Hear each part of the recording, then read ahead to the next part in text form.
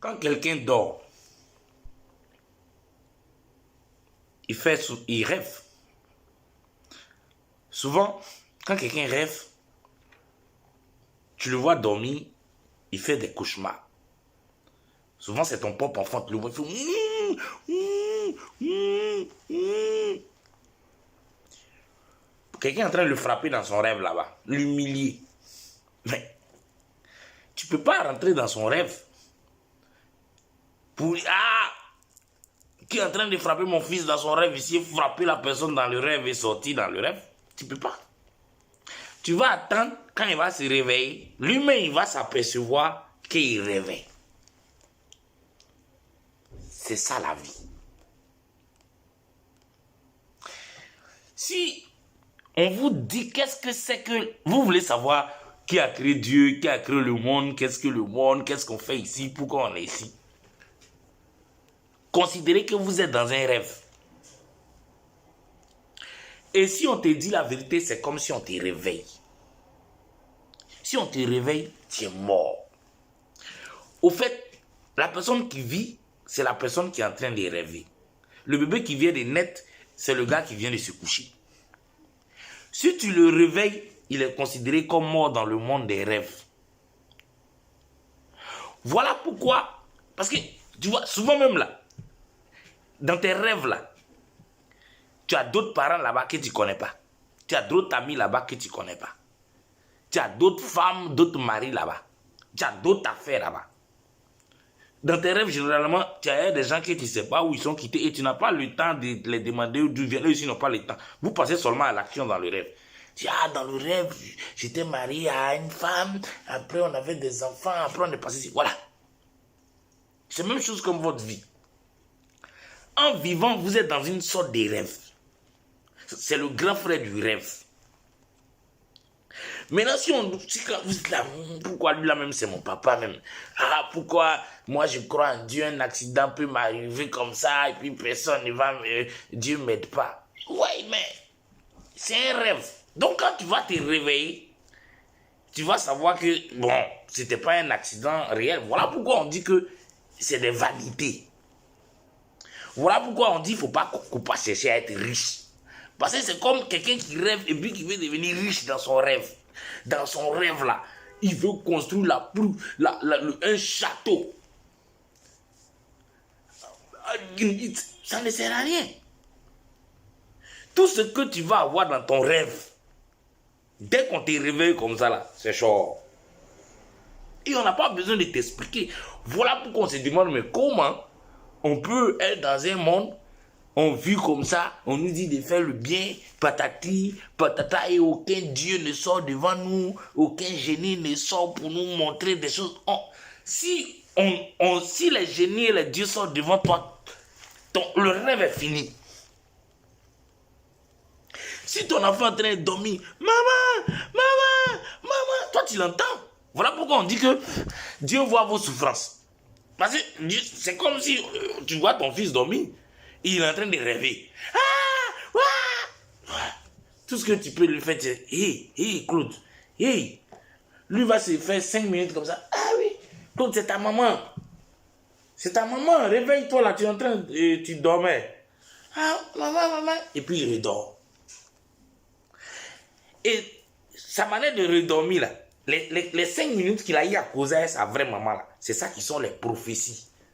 C'est dans ça on sait qu'on a des vrais parents. Dans ton rêve, tu as des parents qui ne sont pas tes vrais parents.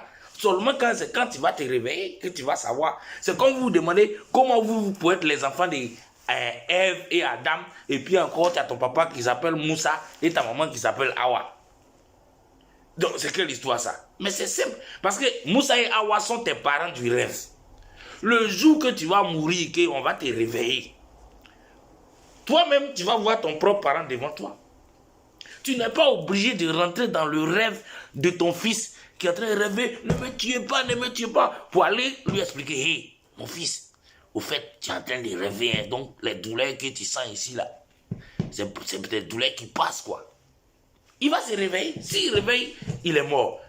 Dieu ne peut pas intervenir quand un malheur vous arrive. Parce qu'en intervenant, c'est comme si vous vous réveillez. Et si Dieu met fin à votre rêve, vous ne rêverez plus, vous êtes mort. Alors qu'il a besoin d'un temps de repos.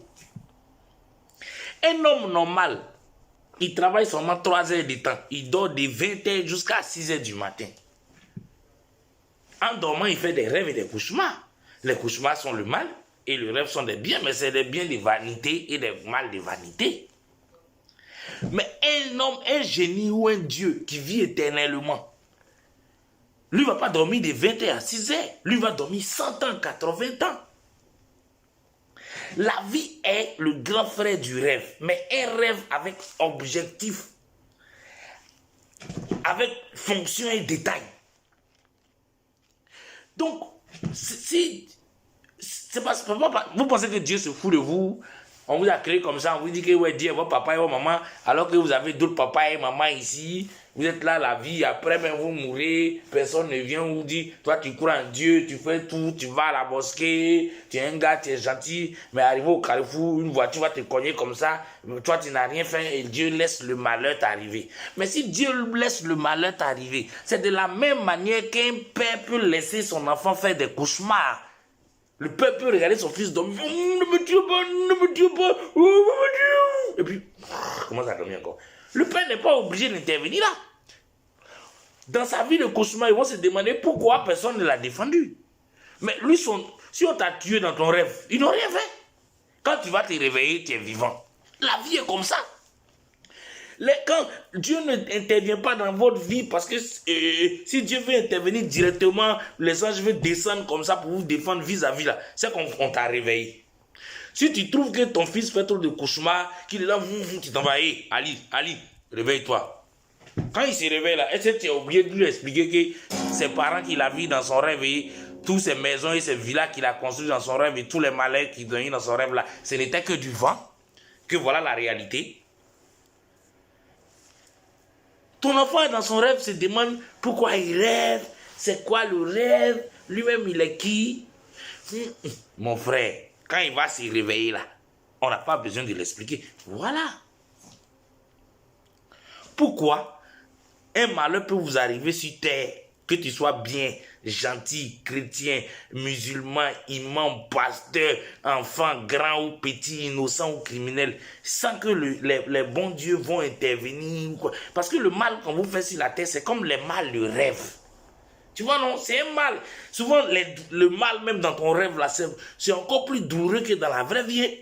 Souvent, dans le rêve, là, on te frappe même, tu as l'impression que tu vas mourir, ça te fait plus mal même que dans la vraie vie. C'est traumatisant. Est-ce que vous comprenez? Mais comme c'est un rêve, c'est ce qu'on appelle vanité. Tout ce qu'on peut faire, c'est de secouer un moment. Hey, tu es en train de rêver. Et puis tu te rendors. C'est tout. La vie est comme un rêve. Mais un grand frère du rêve. Mais pas un rêve pour se reposer, un rêve avec objectif. Bon, il fait soir, je ne vais pas trop être loin. C'était juste pour vous mettre dans ces détails. Et en plus, ça, on en parlera une autre fois. Écoutez bien. Beaucoup de gens prennent l'œil. Beaucoup de chrétiens, de musulmans, de tantans, tous ceux qui sont dans les sectes, les dieux là, l'œil, qui est le soleil, n'est-ce pas? Imaginons que le monde était une femme enceinte. Et elle est dans le noir, on ne voit pas les autres parties. On ne voit que son œil. Parce que même si quelqu'un est dans le noir, son œil brille. On voit son œil, qui est le soleil, et sa bouche, qui est la lune. Les autres planètes sont ses oreilles, les tant. Et en bas d'elle, il y a la terre. La terre, dans la terre, il y a de l'eau. Et il y a la vie. Et la terre est enceinte. Parce que s'il y a la vie dans un corps, c'est que c'est un cas de grossesse. La terre est peut-être le ventre de la personne qui a l'œil là. Et la personne est enceinte. Et dedans, il y a une vie. Et généralement, chez les hommes, une grossesse dure 9 mois. Mais peut-être que chez les dieux, une grossesse peut faire 9000 ans. Nous sommes en 2001. Et le jour qu'elle sera à terme, qu'elle va accoucher, ça sera la fin du monde. Aussi, si elle ne veut plus garder le bébé parce qu'elle ne trouve pas que c'est un bon bébé, elle peut avorter. Ça sera aussi une autre fin du monde. Bonsoir.